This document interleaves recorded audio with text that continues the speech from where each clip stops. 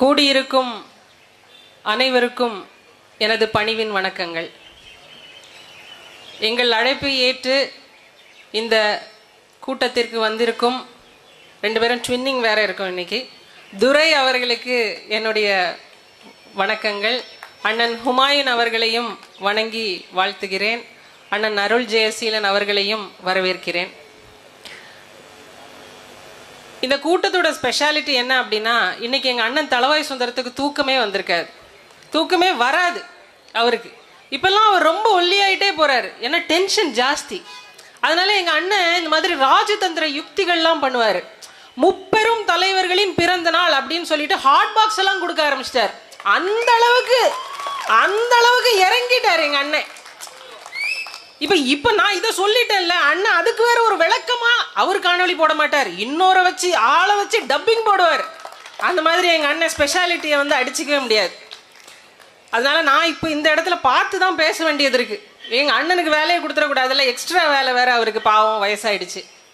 இப்போ 2-3 விஷயங்கள் தான் சொல்லணும். எங்க அண்ணன் வந்து எங்க அண்ணனை எங்க எல்லாருக்குமே ரொம்ப பிடிக்கும்.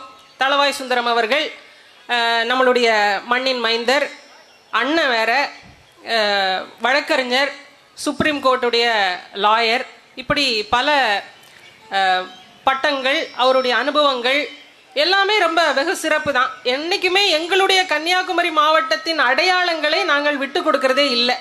ஆனால் அரசியல் தளத்தில் நாங்கள் முரண்படுகிறோம். ஏன்னா சில விஷயங்கள்னால.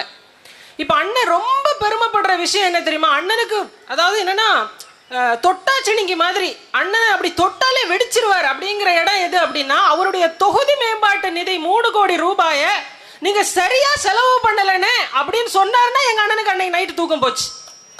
அந்த அளவுக்கு அவர் இருக்கார், சின்ன பிள்ளை மாதிரி இருக்கார்.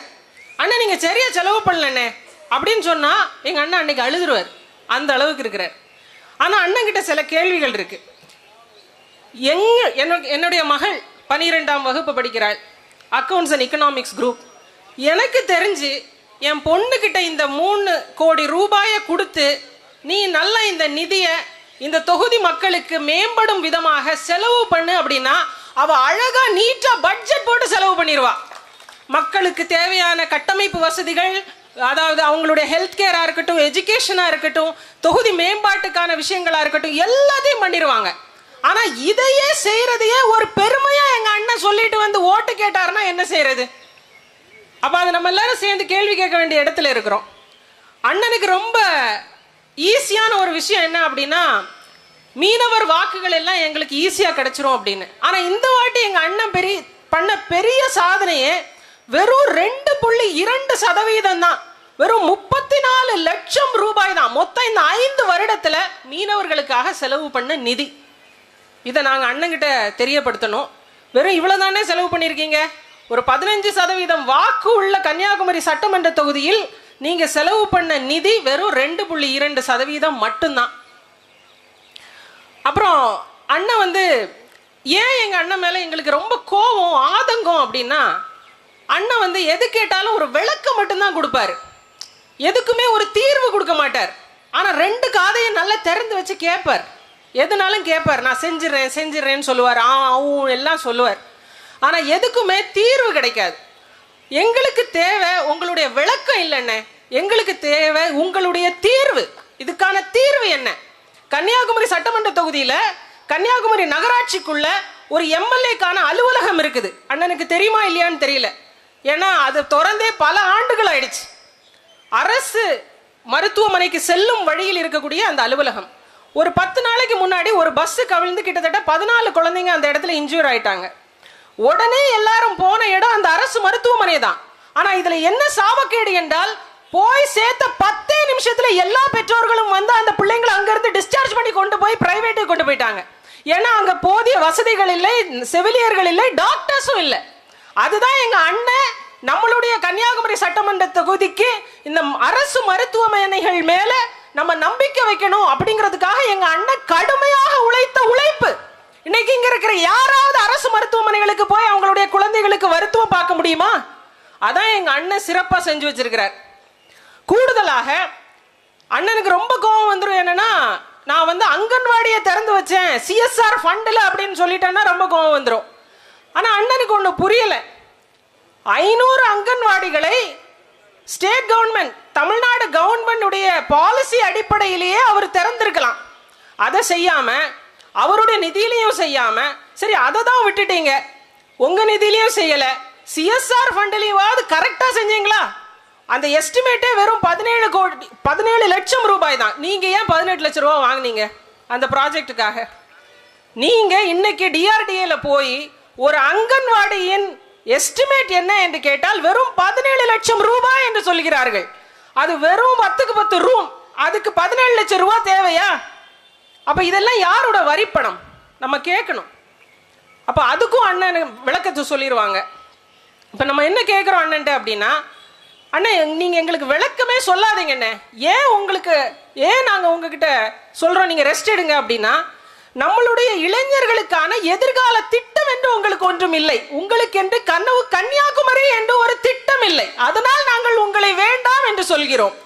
இன்னைக்கு இருக்கிற இளைஞர்கள் என்ன வேலை செய்யறாங்க? நல்ல படித்த இன்ஜினியரிங் முடிச்சிட்டு இருக்கிற பையன் இன்னைக்கு வந்து கான்ட்ராக்டரா போறான், அதாவது கன்ஸ்ட்ரக்ஷன் கான்ட்ராக்டரா போறான், தண்ணி வண்டி ஓட்டுறாப்ல.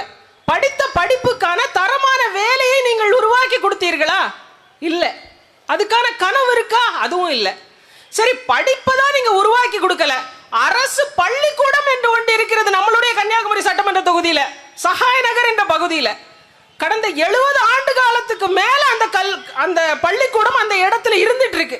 பல பேர் அந்த பள்ளிக்கூடத்துல படிச்சு வெளியில வந்தவர்கள் இருக்கிறார்கள். ஆனா இன்னைக்கு பிடிஓ ஒரு ரெஸ்பான்ஸ் கொடுத்திருக்கிறார். அப்படி ஒரு பள்ளிக்கூடமே அந்த இடத்துல இல்லைங்கிறார், இந்த கிணத்தை காணலைங்கிற மாதிரி. அதுக்கு எங்க அண்ணன் என்ன விளக்கத்தை சொல்ல போறாருன்னு தெரியல. ஒரு அரசு பள்ளிக்கூடம் கடந்த 70 ஆண்டுகளாக அந்த இடத்துல இருந்து ஃபங்க்ஷன் ஆயிட்டு இருக்கிறது இல்லை என்று பிடிஓ சொல்லும் அளவுக்கு தான் எங்க அண்ணன் இந்த சட்டமன்ற தொகுதியை வச்சிருக்கிறார். அதனால் ஒரு ஸ்கூலை கூட காப்பாத்த துப்பு இல்லாத எங்க அண்ணனை எப்படி நாங்க ஆதரிக்கிறது? ஒரு மருத்துவமனையை சரியா உங்களால வச்சுக்க முடியல, ஸ்கூலை உங்களால காப்பாற்ற முடியல. இதுக்கு பேர் என்ன நிர்வாகம் என்று எங்களுக்கு தெரியல. கூடுதலாக நம்மளுடைய கன்னியாகுமரி மாவட்டத்தில் இருக்கக்கூடிய விவசாயிகள், அண்ணனும் ஒரு விவசாயி தான், விவசாய நிலங்கள்லாம் வச்சிருக்கிறார். ஆனா 2 நாளைக்கு முன்னாடி கூட எங்க விவசாயிகள் எல்லாமே தெருவில் இறங்கி போராடினாங்க. எதுக்கு தெரியுமா? என்னோட நெல்லை கொள்முதல் செய்யறதுக்கான வசதிகள் இல்லை அப்படின்னு சொல்லி போராடுறாங்க. அதுக்கு எங்க அண்ணன் சொன்ன பதில் என்ன தெரியுமா? உங்களுடைய போராட்டத்துக்கு நாங்கள் ஆதரவு தருவோம். அதுதான் எங்க அண்ணனுடைய அதிகபட்ச ரெஸ்பான்ஸே அதுதான். அதனால் தளவாய் சுந்தரம் அண்ணன் மேலே எங்களுக்கு பெரிய மதிப்பு இருக்குது. திமுகவை பற்றி நான் சொல்லவே தேவையில்லை. எனக்கு முன்னாடி பேசி எல்லா அண்ணன்மார்களும் அவங்கள கிழிச்சு தொங்க விட்டாங்க. அதனால் அதை விட்டுருவோம். ஆனால் அண்ணன் தளவாய் சுந்தரம் அவர்கள் ரெஸ்ட் எடுங்க, நாங்கள் கன்னியாகுமரி சட்டமன்ற தொகுதியை பார்த்துக்கிறோம், எங்களுக்கு என்று பெருங்கனவு இருக்கிறது, அதை நாங்கள் செயல்படுத்துவோம். இந்த முறை உங்களுக்கு எங்களுடைய வாக்குகள் இல்லை, எங்களுடைய கன்னியாகுமரி சட்டமன்ற தொகுதியின் மக்கள் நாம் தமிழர் கட்சியின் விவசாய சின்னத்தை ஆதரிப்பார்கள். எங்களுடைய கனவை நிறைவேற்றுவதற்காக இந்த 2026 சட்டமன்ற தேர்தல் இருக்கும் என்று சொல்லி அமைகிறேன். நன்றி, வணக்கம். நாம் தமிழர்.